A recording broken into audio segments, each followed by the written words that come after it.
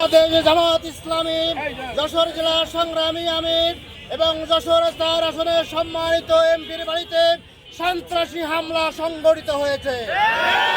আপনারা লক্ষ্য করেছেন সকাল থেকে বিকাল পর্যন্ত তার বাড়িকে অবরোধ করে মব সৃষ্টি করে সন্ত্রাসী কার্যক্রম পরিচালনা করা হয়েছে। তার বাড়ি ভাঙচুর করা হয়েছে, তার গেট ভাঙচুর করা হয়েছে, তার সিসি ক্যামেরা ভাঙচুর করা হয়েছে এবং তাদের উপরে মানসিকভাবে টর্চারিং করা হয়েছে। আমরা অবিলম্বে এই ন্যাক্কারজনক ঘটনার দৃষ্টান্তমূলক শাস্তি দাবি করছি।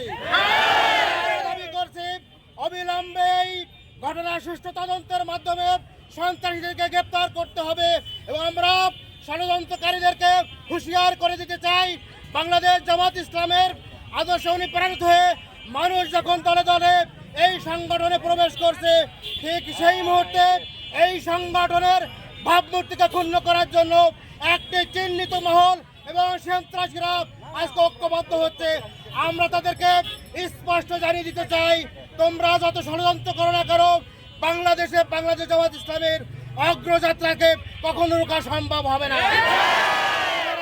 আমি বলতে চাই, তারা আজকে আদর্শ দিয়ে আমাদেরকে মোকাবেলা করতে ব্যর্থ হয়ে আজকে তারা বাঁকা পথ বেছে নিয়েছে, সন্ত্রাসী পথ বেছে নিয়েছে। আমরা প্রশাসনের কাছে দাবি করতে চাই, অবিলম্বে তার বাড়িতে যে ক্ষয়ক্ষতি হয়েছে তা দৃষ্টান্তমূলক বিচার করতে হবে এবং সাধারণ ব্যবস্থা করতে হবে এবং সন্ত্রাসীদেরকে অবিলম্বে গ্রেপ্তার করতে হবে। যদি তা না করা হয় তাহলে আমরা আমাদের সংগঠনের ভাবমূর্তি পুনরুদ্ধার করার জন্য বৃহত্তর আন্দোলনে যাওয়ার জন্য প্রস্তুত আছি। সহজভাবে প্রশাসন এটাকে গ্রহণ করবে এবং আমাদের দাবির প্রতি তারা অবশ্যই শ্রদ্ধা প্রদর্শন করবে। এই বক্তব্য রেখে আমরা আমাদের